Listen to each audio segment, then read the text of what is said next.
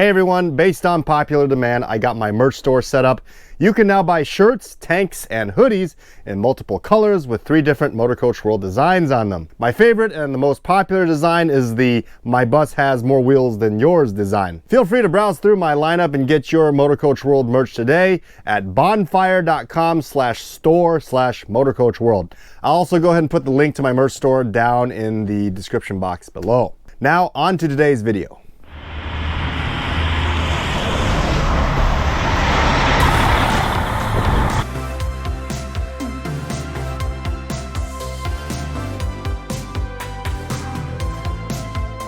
Hey, what is going on, all of you bus nuts, geeks, and enthusiasts out there? Welcome to another episode of Motorcoach World.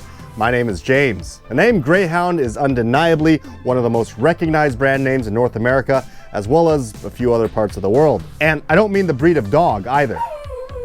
With 3,800 destinations across North America today and an annual passenger count of 16 million, Greyhound is the largest motor coach operator in the United States and Canada. Like all big companies and major business ventures, to get this big, Greyhound certainly had its share of hurdles and lessons learned the hard way throughout its existence. Today, we're going to take a closer look at the close-knit relationship between Greyhound lines and a bus manufacturer known as Motorcoach Industries, or MCI, and a bus they designed together specifically for Greyhound that didn't do so well. In fact, it kind of soured their friendship a little bit. This we do not forgive or forget. Carl Eric Wickman, born in Sweden in 1887 and immigrated to the US in 1905, made a living as a drill operator at a mine in Alice, Minnesota. In 1914, Carl was laid off from his mining company and needed to find another source of income. He tried his hand at being a car salesman, but didn't do so well. I can reform. I'll start gouging the customers again. With the realization that he was not a good salesman, Carl Eric Wickman saw an opportunity back at his old job, except this time he wouldn't be mining the ore. Instead, he would provide transportation for those who did. Carl saw that there was a need for transportation for iron ore miners, so he started offering them rides in a 7-passenger vehicle between Alice, Minnesota and Hibbing, Minnesota for 15 cents a ride. Let's see, 15 cents in 1914, carry the 5. It will take the computer a few moments to compile the information. That comes out to be $3.91 a ticket today. Still a really cheap ticket for the 130-mile trip. Only a year later, Carl Eric Wickman joined forces with a gentleman by the name of Ralph Bogan, who was running a similar service from Hibbing, Minnesota to Duluth, Minnesota, and the company made $8,000 in profit that year. Let's see, carry the 10. Processing. That comes out to be about $208,379 today. Not bad for the first year. By 1922, Wickman was operating multiple routes and had surpassed an annual profit of $40,000, which today would be, carry the 12. Major, shut that thing off! All right, geez. Anyway, in 1922, while driving the inaugural run on a route from Superior, Wisconsin to Wausau, Wisconsin, the driver operating the route that day by the name of Ed Stone saw the reflection of his bus from the glass window of a storefront he was passing by, and it reminded him of a Greyhound dog. Well, the name stuck. At first, the name was given to that particular route. Later, it became so popular across the entire bus network, Wickman ended up registering his company as Greyhound Corporation. Oh, and Ed Stone, the driver that coined the name Greyhound, ended up becoming general sales manager for General Motors, which later became the primary builder of buses for Greyhound's fleet for years to come. And the rest is history.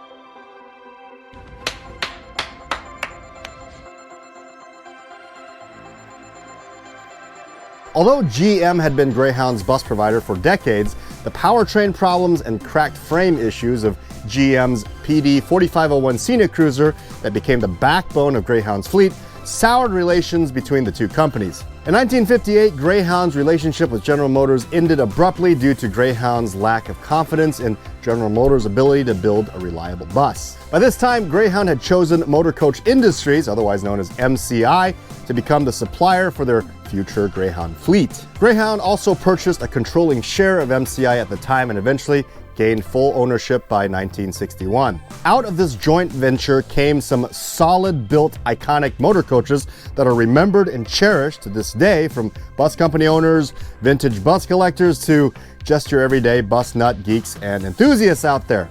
Among some of the most dependable coaches ever to serve in Greyhound's fleet, the MC9, developed in 1978 and produced all the way up to 1990, was one of them. The design and dependability was extremely popular with Greyhound as well as other coach companies.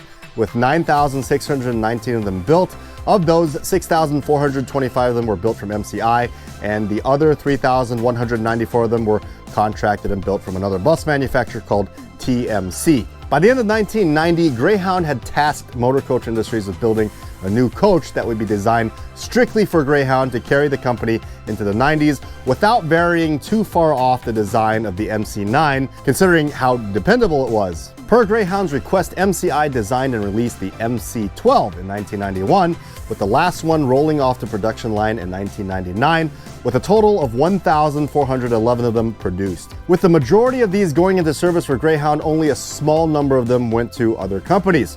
The coach was also sold as a prisoner transport vehicle as well. Both the MC9 and MC12 coaches were 40 foot long and 96 inches wide, keeping within Greyhound's traditional order specifications. Even though by this time the 45-foot long, 102-inch wide bodies were now available in motor coach design, Greyhound did not see the need to increase the size of their coaches in their fleet. In 1992, MCI released its shiny new 45-foot, 102-inch wide body coach, the 102 DL3. Originally designed at the request of the Canadian government for an inner-city wheelchair-accessible bus, the DL3 quickly grew to be much more capable than its original intentions. Upon its release, it caught the attention of many motor coach companies in North America for its modern design at the time, larger frame, as well as performance over the road. While Greyhound was enjoying its fleet of MC12s, the DL3 had caught their attention as well. In 1996, Greyhound added MCI's new DL3 to their fleet and operated them side by side with their MC12s. Sitting side by side, the DL3 made the MC12's body style look old and outdated.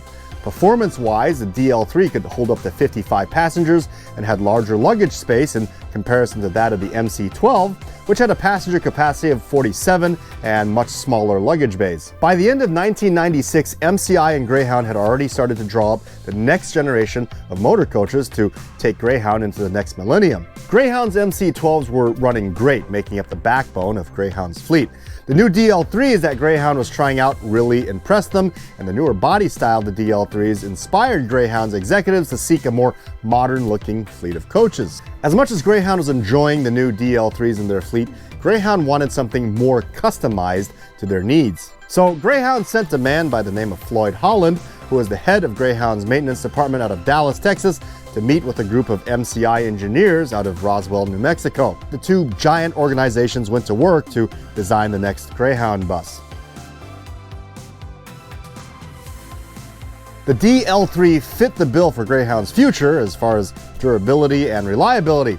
However, it had more luxuries and amenities than what Greyhound's line needed.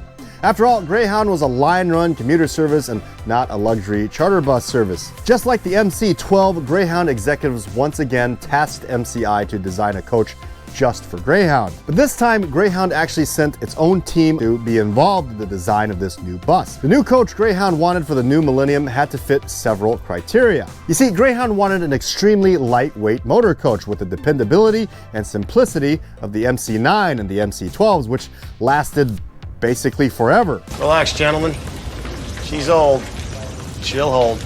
At the same time, Greyhound also requested that the new G model coach had to fall under a certain price point so low that it made it difficult for MCI engineers to meet. Greyhound also indicated that they did not want the new G model to last more than 10 years, as the longevity of the MC12 was almost too long and made it so that Greyhound's fleet looked outdated by the time they needed to replace them.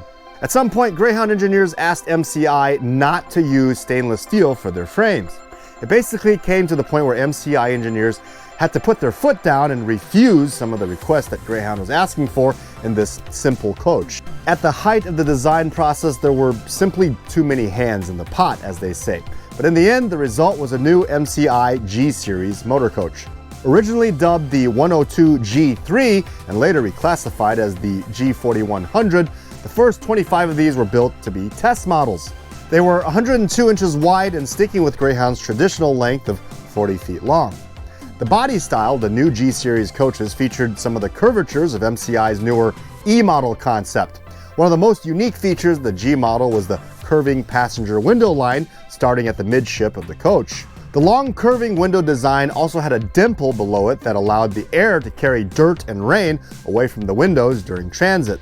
The coach was given more aggressive and angular headlights in the front, but at the same time adopted the same generic Ford Econoline van taillights, similar to that of the E model later on. It drives me absolutely crazy seeing this. MCI, what is with the van lights at the end of a motor coach? Cue the facepalm. No! God, please, no! No! No! No!